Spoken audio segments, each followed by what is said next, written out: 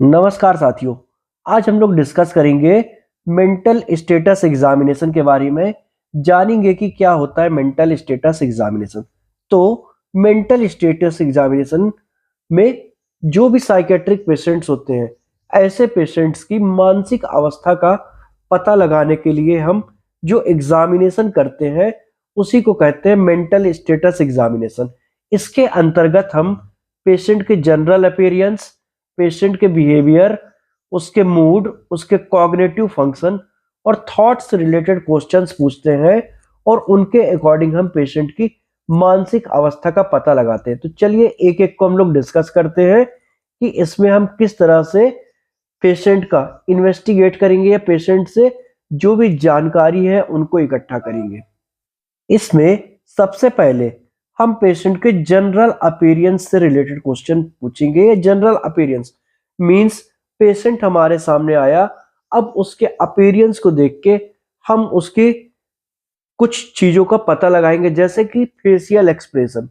हमारे सामने जैसे ही पेशेंट आता है, हम उसको आते वक्त उसके फेस को देखेंगे और फेस को देख के ये पता लगाएंगे कि पेशेंट का फेशियल एक्सप्रेशन कैसा है।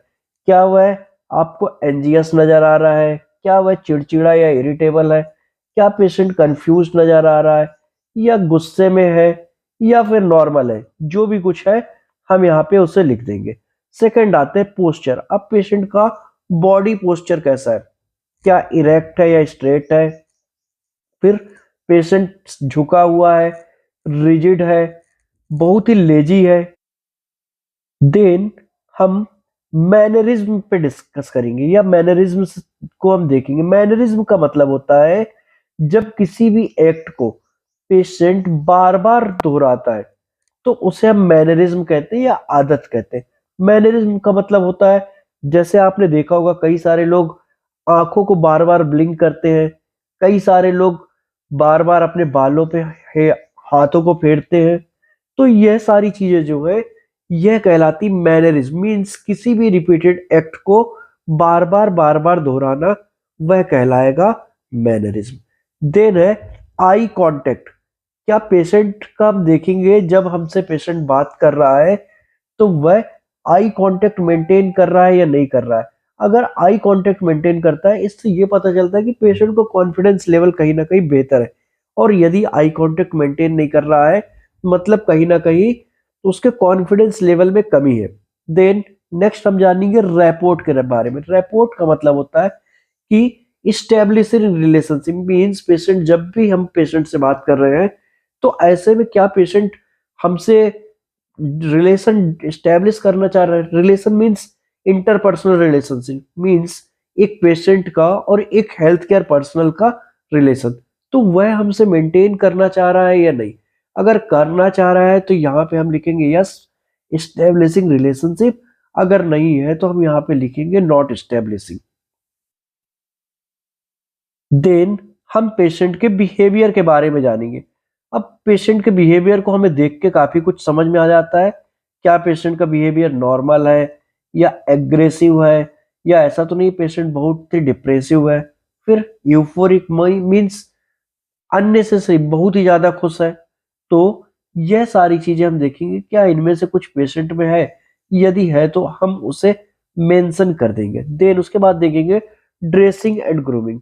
अब हम यहाँ पे डिस्कस देखेंगे पेशेंट को कि पेशेंट ने प्रॉपरली ड्रेस पहना हुआ है या नहीं पहना हुआ। अगर प्रॉपरली पहना हुआ है तो हम यहाँ पे मेंशन कर सकते हैं यस पेशेंट वेयरिंग अप्रोप्रिएट, और नॉट यदि वह नहीं है तो हम लिखेंगे नॉट अप्रोप्रिएट। देन है फिजिकल फीचर्स। मींस पेशेंट में किसी भी तरह की कोई फिजिकल प्रॉब्लम तो नहीं है। यदि नॉर्मल है तो हम यहाँ पे नॉर्मल लिख देंगे। यदि पेशेंट ब्लाइंड है, डीफ एंड डम्ब है, या फिर फिजिकली चैलेंज्ड है किसी तरह से, तो उसे भी हम यहाँ पे मेंशन करेंगे।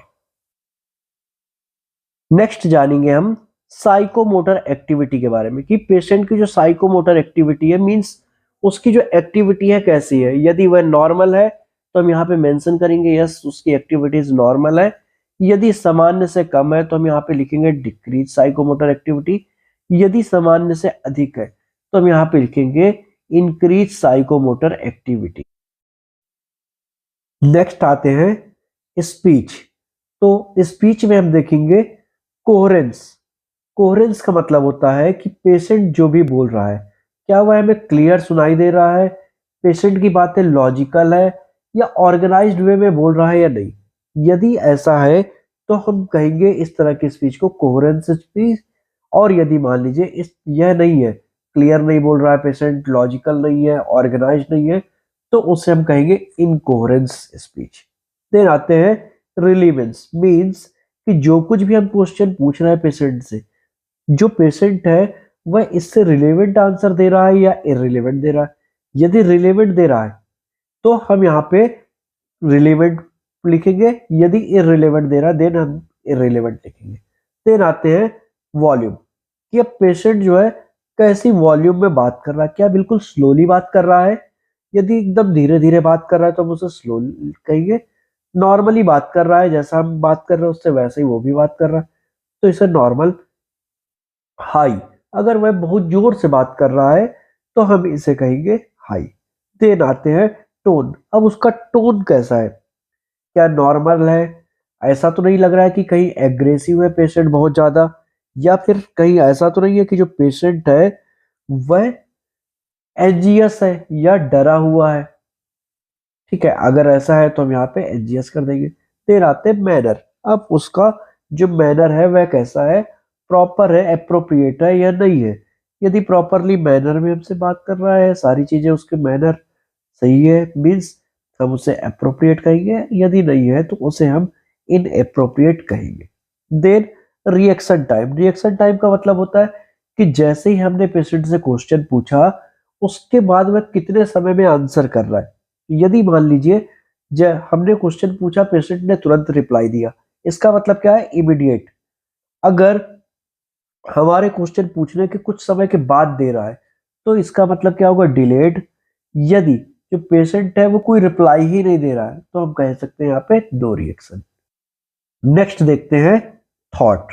थॉट में हम लोग डिस्कस करेंगे फॉर्म ऑफ थॉट। अब पेशेंट के जो मन में थॉट बन रहे हैं, जो पेशेंट हमें बोल रहा है कुछ भी उसके थॉट्स आ रहे हैं उसके मन में, तो वह यदि नॉर्मल है तो हम यहाँ पे लिखेंगे नॉर्मल। यदि वह एबनॉर्मल है तो हम यहाँ पे मेंशन करेंगे एबनॉर्मल। देन देखेंगे स्ट्रीम ऑफ थॉट्स, कि उसके थॉट का स्ट्रीम कैसा है। यदि जो भी चीजें पूछे जा रही है वहां पे स्पॉन्टेनियस है या इमीडिएट है या डिलेड है, जो कुछ भी है तो हम यहाँ पे लिख देंगे कि उसकी स्ट्रीम ऑफ थॉट्स क्या है। Then content of thoughts. अब कंटेंट ऑफ थॉट्स मीन्स जो भी हम पेशेंट से क्वेश्चन पूछ रहे हैं क्या वह आपके टॉपिक से रिलेटेड है या नहीं। यदि रिलेटेड है तो हम यहाँ पे लिखेंगे यस इट्स रिलेटेड, यदि नहीं है तो हम यहाँ पे लिख देंगे इट्स नॉट रिलेटेड। देन आते डिल्यूजन। अब हम जानेंगे कि पेशेंट में कहीं डिल्यूजन तो नहीं है, तो इसके लिए हम क्या कर सकते हैं, डिल्यूजन होता क्या है पहले हम ये जाने।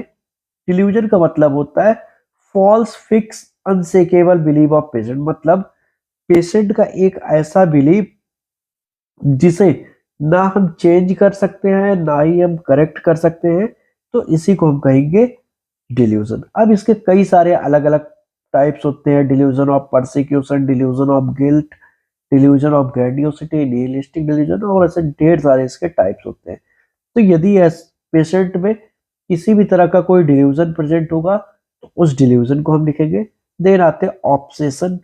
ऑब्सेशन का मतलब क्या है कि रिपीटेडली पेशेंट के माइंड में कोई भी थॉट्स आ रहे हैं, यदि कोई थॉट आ रहे हैं जो कि थॉट्स अननेसेसरी है, अननेसेसरी के थॉट्स आ रहे हैं, तो वह कहलाएगा ऑब्सेशन। यदि पेशेंट के मन में ऐसा कुछ है तो हम यहाँ पे लिखेंगे यस ऑब्सेशन प्रेजेंट है, यदि नहीं है तो यहाँ पे हम एब्सेंट कर देंगे। देन आते हैं फोबिया।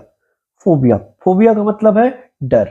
मीन्स पेशेंट को किसी पर्टिकुलर चीज से डर लगता है, अगर किन्हीं भी चीज से उसे डर लगता है तो उससे भी रिलेटेड हम उससे क्वेश्चंस पूछेंगे। यदि कोई भी प्रेजेंट है तो हम यहाँ पे मेंशन करेंगे। चलिए नेक्स्ट जानते हैं प्री ऑक्यूपेशन। प्री ऑक्यूपेशन का मतलब क्या है कि पेशेंट किसी भी चीज को लेके, पहले की चीजों को लेके कंटिन्यूअसली कहीं वरी तो नहीं है, कहीं उसे इस बात का डर तो नहीं है, पहले जो भी था उसको लेके उसके मन में लगातार कोई डर बना हुआ है, कोई भय बना हुआ है, किसी भी चीज को लेके चिंतित है वह, यदि है तो यहाँ पे हम लिखेंगे, अदरवाइज नहीं। देन फैंटेसी मीन्स पेशेंट अपनी फैंटेसी लाइफ में क्या चाहता है। यदि जो कुछ भी है तो हम उसे स्पेसिफाई करके और यहाँ पे मेंशन करेंगे। नेक्स्ट हम देखते हैं, हम जानेंगे mood and affect. Mood and affect means patient का मूड कैसा है, क्या अप्रोप्रिएट है, इनअप्रोप्रिएट है, सही है, नहीं है। प्लेजरेबल अफेक्ट है, क्या पेशेंट खुश है, या अगर खुश है तो हम यहाँ पे लिखेंगे यस पेशेंट इज हैप्पी। अगर नहीं है तो यहाँ पे हम लिखेंगे अनप्लेजरेबल अफेक्ट, सैड है तो सैड लिखेंगे। तो जो कुछ भी होगा वैसे मूड जो होता है बेसिकली 3 प्रकार के होते हैं, या तो डिप्रेसिव होगा पेशेंट, या तो मैनिक होगा, या तो बाइपोलर होगा। इन तीनों में से भी कुछ भी हो सकता है, तो हम यहाँ पे मेंशन करेंगे। नेक्स्ट आते हैं कि डिसऑर्डर ऑफ परसेप्शन। अब हम परसेप्शन से रिलेटेड डिसऑर्डर्स के बारे में डिस्कस करेंगे। सबसे पहला आता है इल्यूजन। इल्यूजन क्या होता है, यह एक इमेजिनरी परसेप्शन है। इमेजिनरी परसेप्शन है जो कि किसी स्टिमुलस की या ऑब्जेक्ट की उपस्थिति में होता है, जिसमें कि होता क्या है, मिस इंटरप्रिटेशन। मिस इंटरप्रिटेशन का मतलब क्या है, कोई भी चीज जैसी होती है वैसी ना लग के वह कुछ अलग लगती है, तो उसे हम कहेंगे मिस इंटरप्रिटेशन। जैसे इसका एक एग्जांपल है कि मान लीजिए कोई पेशेंट है, उसने अंधेरे में किसी लटकती हुई रस्सी को देखा कहीं पे, और उस रस्सी को वह सांप समझ के बैठ गया, तो यह कहलाएगा इल्यूजन। नेक्स्ट आते हेल्यूसिनेशन। हेल्यूसिनेशन क्या है, यह एक फॉल्स परसेप्शन है। हमने इल्यूजन में देखा कि यहाँ पे ऑब्जेक्ट या स्टिमुलस प्रेजेंट होता है, but hallucination totally false perception है जहां पे किसी भी तरह का स्टिमुलस या ऑब्जेक्ट प्रेजेंट नहीं होता है। तो हेल्यूसिनेशन बेसिकली 5 प्रकार के होते हैं, क्योंकि हमारे 5 सेंस ऑर्गन है, उन्हीं के परसेप्शन में कहीं ना कहीं मिस्टेक होती है या गलतियां होती है। तो ऐसे में आई के द्वारा होगा तो विजुअल हेलुसिनेशन, नोज के द्वारा होगा ऑल्फैक्टरी हेलुसिनेशन, ईयर के द्वारा होगा ऑडिटरी हेलुसिनेशन, टंग के द्वारा होता है गस्टेटरी हेलुसिनेशन, और यदि स्किन के द्वारा हो रहा है तो उसे टेक्टाइल हेलुसिनेशन हम कहेंगे। नेक्स्ट पॉइंट की तरफ बढ़ते हैं, कॉग्निटिव फंक्शंस के बारे में हम जानेंगे। कॉग्निटिव फंक्शन में हम अटेंशन, कंसंट्रेशन, या हम उसकी मेमोरी से रिलेटेड क्वेश्चंस पूछ सकते हैं। मेमोरी से रिलेटेड जैसे मेनली 3 प्रकार की यहाँ पे मेमोरी होगी। एक होगा इमीडिएट मेमोरी। इमीडिएट मेमोरी से रिलेटेड क्वेश्चन हम उससे पूछ सकते हैं। इमीडिएट मीन्स जो भी चीजें अभी रिसेंट में हुआ उसके बारे में पूछ सकते हैं। इमीडिएट या कुछ समय पहले हुआ हो उसके बारे में हम पूछ सकते हैं। देन नेक्स्ट होता है रिसेंट मेमोरी, और थर्ड होता है रिमोट मेमोरी। यह 3 प्रकार की मेमोरीज होती है। इससे रिलेटेड हम यहाँ पे क्वेश्चन पूछ सकते हैं। इमीडिएट मीन्स जैसे कि पेशेंट ने क्या नाश्ता किया है, कुछ टाइम पहले क्या खाया पिया, हम पूछ सकते हैं। रिसेंट में हम पूछ सकते हैं, जैसे मान लीजिए 1 दिन पहले का पूछ लिया, या कुछ समय 12 घंटे 10 घंटे या और 4-6 घंटे पहले का पूछ लिया। रिमोट का मतलब क्या है, हम यहाँ पे लॉन्ग टर्म पूछ रहे हैं। जैसे मान लीजिए उसका डेट ऑफ बर्थ हमने पूछ लिया, उसके पेरेंट्स का डेट ऑफ बर्थ पूछ लिया, ब्रदर सिस्टर्स का डेट ऑफ बर्थ पूछ लिया, तो ये सारी चीजों को हम यहाँ पे पूछ सकते हैं। नेक्स्ट हम ओरिएंटेशन से रिलेटेड भी क्वेश्चन पेशेंट से कर सकते हैं, जिसमें हम टाइम के बारे में पेशेंट से पूछ सकते हैं कि जो भी टाइम हुआ उससे रिलेटेड हम पूछ सकते हैं। प्लेस से रिलेटेड पूछ सकते हैं कि पेशेंट कहाँ पे है, कहाँ से आया हुआ है, ये सारी चीजों के बारे में भी जानकारी ले सकते हैं। फिर पर्सन है ना, हम पूछ सकते हैं कि यदि हम उससे कोई भी क्वेश्चनिंग कर रहे हैं तो हम है कौन, हमारे बारे में क्या जानकारी है, उसे क्या बता सकता है। तो यह सब भी हम ओरिएंटेशन से रिलेटेड यहाँ पे क्वेश्चन पूछ सकते हैं। देन लास्ट में हम पेशेंट के जजमेंट से रिलेटेड क्वेश्चन पूछ सकते हैं। अब जजमेंट में हम पर्सनल जजमेंट भी पूछ सकते हैं, सोशल जजमेंट। पर्सनल जजमेंट में हम पूछ सकते हैं जैसे कि मान लीजिए कि पेशेंट है, यदि वह किसी रास्ते से जा रहा है, यदि मान लीजिए वहां पे किसी का एक्सीडेंट हो जाता है, तो ऐसे में आप क्या करेंगे। अब इससे पता चलेगा हमें पेशेंट का जजमेंट क्या है। तो मान लीजिए पेशेंट कहता है कि मैं एम्बुलेंस को कॉल करूंगा या हॉस्पिटल लेकर जाऊंगा, इसका मतलब क्या है कि यस पेशेंट का जो जजमेंट है वह अच्छा है। लेकिन यदि पेशेंट कहता है मुझे क्या करना, मुझे इससे मतलब नहीं है, या कोई रिप्लाई नहीं देता, इसका मतलब क्या है कि जो उसका जजमेंट है वह पुअर है। और लास्ट में हम सोशल जजमेंट से रिलेटेड क्वेश्चन पूछ सकते हैं। सोशल जजमेंट से रिलेटेड हम क्या पूछ सकते हैं, जैसे मान लीजिए कि कोई पेशेंट है, हम पेशेंट से पूछ सकते हैं कि अगर मान लीजिए कहीं किसी के घर पे आग लग गई है तो ऐसे में आप क्या करोगे। तो यदि मान लो पेशेंट कह रहा है कि आग लगी है तो वह फायर ब्रिगेड को बुलाएगा, ठीक है, अच्छी बात है। यदि मान लीजिए कहता है कि वह लोगों को हेल्प के लिए बुलाएगा, तो यह क्या होगा, ये एक गुड जजमेंट होगा।